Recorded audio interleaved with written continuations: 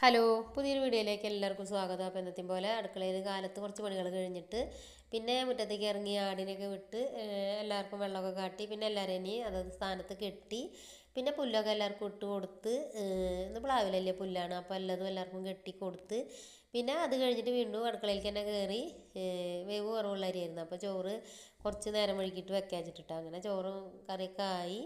പിന്നെ കുറച്ച് പണികളൊക്കെ കഴിഞ്ഞിട്ട് നല്ല വെയിലാണ്, ഇപ്പോൾ പെട്ടെന്ന് മുറ്റത്ത് വെയിലാവും. അപ്പോൾ വേഗം മുറ്റത്തേക്ക് ഇറങ്ങി ആദ്യം കോഴികളേനൊക്കെ വിട്ട് ഞാൻ മുറ്റത്ത് നടക്കുമ്പോഴാണ് ഏറെയും കോഴികളേനൊക്കെ വിടലിട്ടാ. പിന്നെ അകത്തേക്ക് പോയാൽ അങ്ങനെ കോഴികളെ വിടില്ല, അപ്പോൾ വല്ല നായയും പിടിച്ചെങ്കിലും വെച്ചിട്ട് അപ്പോൾ മുറ്റത്ത് നടക്കുമ്പോഴാണ് കോഴികളേനെ പുറത്തേക്ക് വിടുള്ളൂ. പിന്നെ അവരേനെ ഒന്ന് പുറത്ത് വിട്ടിട്ട് നടന്നാൽ തന്നെയാണ് അവരൊന്ന് നന്നാവും ചെയ്യുള്ളൂ. കൂട്ടിൽ തന്നെ ഇട്ട് വളർത്തിയാൽ നന്നാവില്ല. പിന്നെ കോഴിക്കൂട്ടിൽ എപ്പോഴും ചാക്ക് ഇട്ട് കൊടുക്കൂട്ടോ. അങ്ങനെ അവരേനെ വിടുമ്പോൾ ആ ചാക്ക് എടുത്ത് ആ കോഴിക്കാട്ടുള്ള ചാക്ക് അങ്ങനെ ഉണ്ട് തെങ്ങിൻ്റെ ഇടയ്ക്ക് കൊടുന്നിടും. എന്നിട്ട് വേറെ ഉണങ്ങിയ ചാക്ക് കൂട്ടിലിടും. 3 നേരവും അങ്ങനെ ചാക്ക് മാറ്റൂട്ടോ. അപ്പോൾ അത്ര 3 നേരം മാറ്റണ കോഴിക്കൂട് അത്ര ആവില്ല, എളുപ്പമാണ്. കൂട് തീരെ ഇങ്ങനെ കച്ചറയിട്ട് കിടക്കില്ല കേട്ടോ. അപ്പോൾ തെങ്ങിനൊരു വളമാവും ചെയ്യും. മാറി മാറി ഇടും കേട്ടോ, തെങ്ങിനും കഴുങ്ങിൻ്റെ കടക്കിലും ഒക്കെ കൊണ്ടിടും കേട്ടോ ചാക്ക്. അപ്പോൾ എളുപ്പമാണ്. പിന്നെ വർഷകാലത്താണെങ്കിലും അത് മഴ കൊള്ളാത്തടത്ത് കൊണ്ടിടും.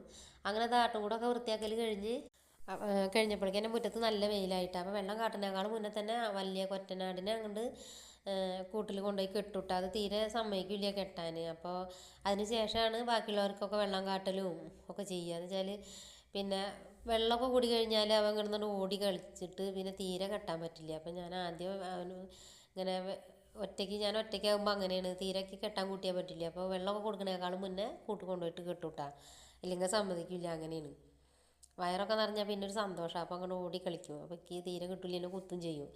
ഇതാകുമ്പോൾ അങ്ങനെയാണ് ഞാൻ ഏറെയും ചെയ്യാറ് കേട്ടോ. അത് കഴിഞ്ഞിട്ട് ഇതാ ബാക്കിയുള്ളവരേനൊക്കെ വിട്ട് വെള്ളമൊക്കെ വെച്ച് കൊടുത്ത് എല്ലാവർക്കും കൂടി അവിടെ ഒപ്പം വെച്ച് കൊടുത്ത് വെള്ളം കേട്ടോ.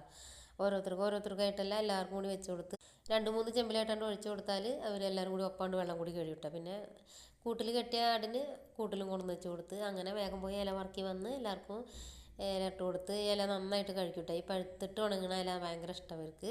അപ്പോൾ ഇന്നത്തെ വീഡിയോ ഇത്രയൊക്കെ തന്നെ ഉള്ളൂ. ഇഷ്ടമാണെങ്കിൽ ലൈക്ക് ചെയ്യുക, കമൻറ്റ് ചെയ്യുക, സബ്സ്ക്രൈബ് ചെയ്യുക.